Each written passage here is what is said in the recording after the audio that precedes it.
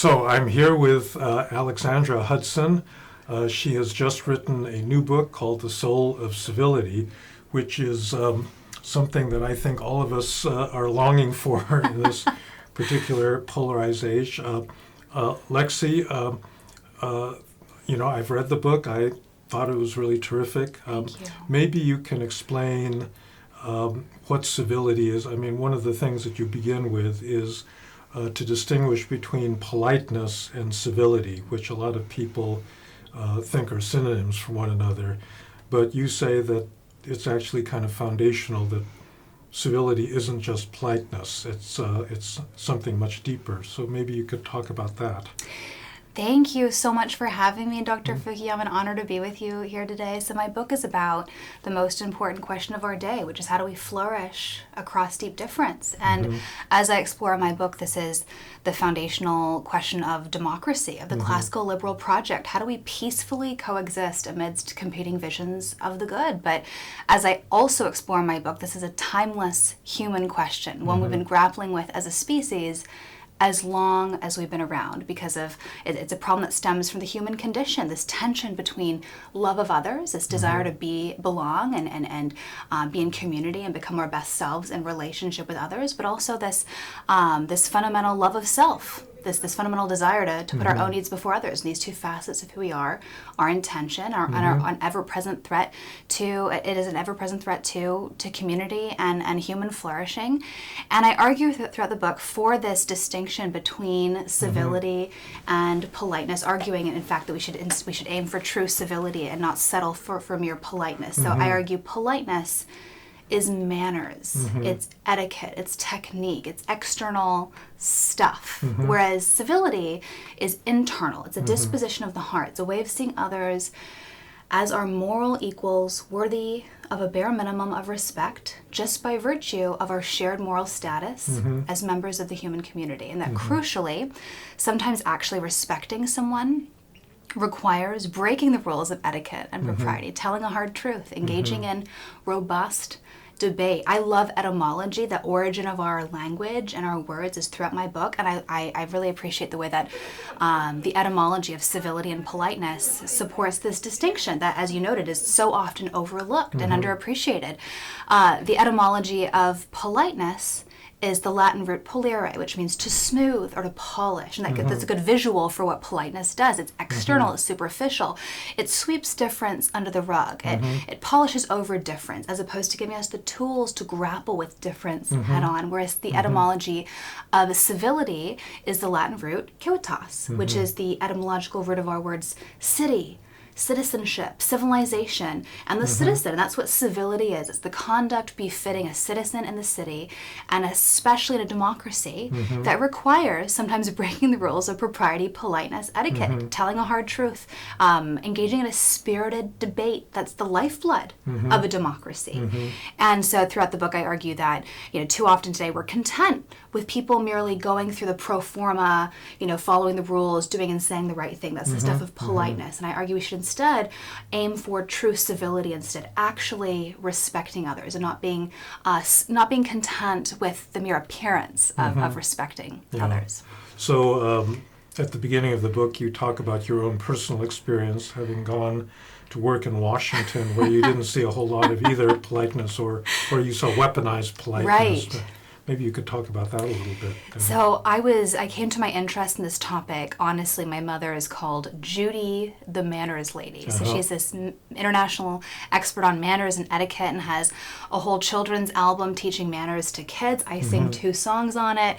And so I was raised in this environment, attentive to social norms and expectations, but I am constitutionally allergic to authority. I hate rules. I hate being told what to do. And so I always questioned these rules and expectations my mother, instructed my brothers and I to follow. I did follow them, generally speaking, though. She promised they would lead to success in work and school and life. And she was right until I found myself in federal government. I took a role there 2017 to 2018, a very divided season in our world, but also in our country. And this was an environment of anti-human flourishing. I saw these two extremes. On one hand, there were people who had sharp elbows. They were hostile. They were bellicose. They were willing to steamroll, trample anyone who stood in their way between them and their whatever their goals were. And on the other hand, there were people who, at first I thought they were my people. They were polished, poised, pleasant, polite. But these are the people who would smile and flatter me and others one moment and stab us in the back the next. And this second contingent really perplexed me because one thing my mother had said to me growing up was that manners mattered because they were an outward expression of our inward character. And yet here was a contingent of people who were well-mannered and polished, but ruthless and cruel. And I thought, who can I trust in this environment? And so I realized several things from this experience. One, this clarified for me the essential distinction between civility and politeness. But I also realized that these two extremes, the extreme hostility and aggression on one hand, and the extreme politeness on the other, these kind of define the two extremes that define our public discourse today, and that both, they seem like polar opposites, but they're actually very similar. Both modes insufficiently appreciate the gift of being human. They see other human beings as means to their selfish end, either as pawns to be steamrolled and trampled on to get ahead, or as pawns to be manipulated and then discarded the moment they no longer serve their purposes. But both have an insufficiently high view of the dignity of the human person and seeing people as ends in themselves just by virtue of our shared moral status as members of the human community, which is a core reason why my book, it's a humanistic manifesto extolling the gift of being human and the bare minimum of respect that we are owed to others, which is what civility is, by virtue of our common dignity and our common humanity as human beings. And this is what we need right now in an era where we're very quick to dehumanize the other and instrumentalize the other, essentialize the other based on one aspect of who they are, as opposed to seeing them in the fullness and beauty of who they are as a human being. So you have a lot of citations in this book, of a lot of thinkers, and it's very cross-cultural.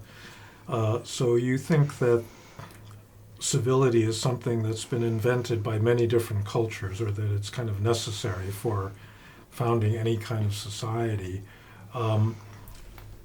Is that really true? I mean, are all cultures, similar in that sense of cultivating a sense of civility, or do some have it more than others? It's a great question. In my what I did discover in my research, and I wanted this to represent not just the modern American condition, but the human condition. And so I wanted to do justice to this topic by, remedying my own knowledge gaps and seeking out texts and sources from across time and across place. And what I discovered was that there was a lot of changeability in manners and etiquette and ritual and taste. The rules of politeness tended to be changeable. They can change, across culture and even within a culture according to social status and class. And that these are often a tool to divide and differentiate the in-group, out-group, us versus them. But what I also found was that there was this kind of core of human wisdom, core body of knowledge that people have come to, thoughtful individuals who just observed the human experience, came to similar conclusions, remarkably similar conclusions about what works when it comes to doing this thing called life together, and what doesn't work. For example, I start my chapter 2 exploring the oldest book in the world, given to us over 4,000 years ago, 2350 BC, by an ancient Egyptian vizier named Ptahhotep. Ptahhotep had reached the pinnacle of temporal, political, worldly success. He was even offered the position, he was an advisor to ancient pharaoh, but was offered a position to become Pharaoh. He turned it down, the original kind of George Washington figure, and he turned down that offer of absolute power in order to retire from public life and live a quiet life in peace and pastoral tranquility. And after he had retired from public life, he thought deeply about, what are the timeless principles of human flourishing. And he wrote down these principles in 37 maxims that he intended to be a gift for Pharaoh's son, hoping that they would be a wise and just, that he would be a wise and just ruler. And they're very, conventional maxims that we would still, many of them, most of them are like still stand, have stood the test of time and still apply to us today. They're things like, do not abuse a power differential. Be gentle and generous to people who are vulnerable and have less social power than you. He says, don't be good to your friends and neighbors just when you need something. Be good to them all the time. He says, do not slander. Don't gossip. And so he just goes and time and time again, and in these maxims, they're just as relevant today as they were when they were written 4,000 years ago. And there is this remarkable continuity across history and culture from Tahotep to Isocrates, who was the Miss Manners of the Greco-Roman world in the 4th century BC, to Daniel of Beccles, the Emily Post of the Middle Ages, to Erasmus of Rotterdam, someone I know that you've read, to even our own Emily Post and George Washington in the American context. And there is this core body of human wisdom. Sometimes there was this sort of generational passing on of ideas, that it was derivative. People read one another, but oftentimes people just observed the human condition and observed human nature and said, what works? Let's do more of that. What detracts from this thing called life together? And let's avoid that. And when you study this corpus in its entirety, you see there is this remarkable continuity, and this speaks to this idea that human nature doesn't change. We're just as prone to want to be in community. We have this hunger to belong as much today as we've always had it. And yet we have this, competing tension to meet our own needs before others and to let our self-love trump the social project. And that is as much a threat today to this joint project of living well with others as it was, in Tahotep's day.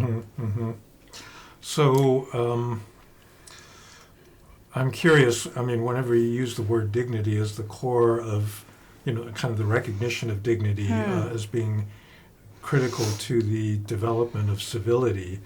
The economists have a different theory about sociability, that it's really not based on any kind of mutual recognition, it's simply based on self-interest, that I will cooperate with you because I need you to achieve my individual ends, and you do too, and therefore we're simply as rational, people that want to maximize our own, self-interest, we're going to cooperate. But you obviously feel that that's not an adequate explanation for why people work together and behave in a civil manner. That somehow it involves something, a perception of the other person that goes beyond that. Well, it's so funny. When I was on book tour in the UK just a few weeks ago, I was at a think tank giving a presentation, and during the Q&A session, someone pipes up and took real issue with this kind of the way in which I pitted love of others and love of self against one another, and this juxtapose this tension. And they said, well, don't you know self-love is a virtue? And of course they weren't objectivists. They were kind of a Randian. And I said, you know what? I had a footnote in my book that was written just for you about, Tocquevillian and Adam Smith's enlightened self-interest and Bernard Mandeville's Fable of the Bees that talks about how actually pursuing your own interest can have a public good. And so I don't categorically, dismiss self-love as this big bad and evil, but it's just this reality that very often people seek to meet their own needs, and that's at the expense of the social project, at the expense of others, and that's not always bad. Sometimes, as Bernard Mandeville would say, private vice, public virtue. Like when we are, single pursuing our own needs, that can sometimes have positive externalities in the market and in public life. But that's certainly not always the case. And I'll share a story that illustrates this. One time when I was in government, a colleague came up to me and he said, Lexi, you look radiant today, and also you're brilliant, and also I need some help. He said, I'm a little bit behind on some projects. Would you mind helping me? And I said, of course, happy to help. No problem. I didn't realize that he was actually expecting me to do the entire project for him. But I was happy to help. And then as soon as I had finished the project, he took my work, he passed it off as his own, took all the meetings and glory and credit associated with it. And after he had gotten what he wanted from me, gone were the pleasantries and the flattery and the nicety. And I felt really used. I felt instrumentalized. He had flattered me and been nice to me purely to get what he wanted. And the moment he got that, he was done with me. And there's an example of, his self-love, coming at the expense of the social project, like his relationship with me. I'm not going to be as inclined to help him should he come back for help once again.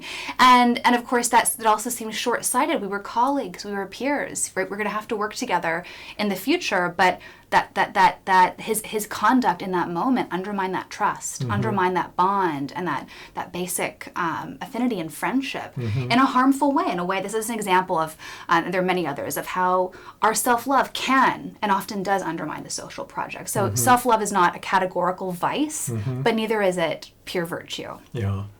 So civility has the same root as civilian or citizen. Yes. Which are basically political categories.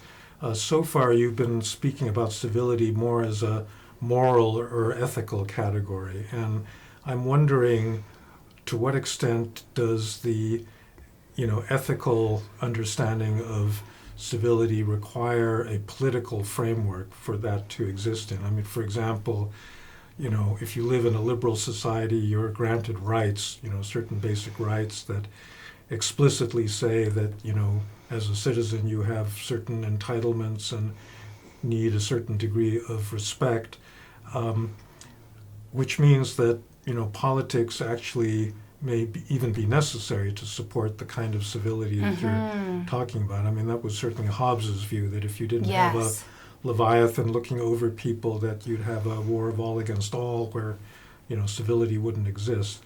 So what is the relationship between your understanding of civility and, and a political order? It's a great question. In fact, I'm working on a very long essay for Yuval Levin at National Affairs, exploring the relationship between norms and laws, which is kind of what I think you're asking.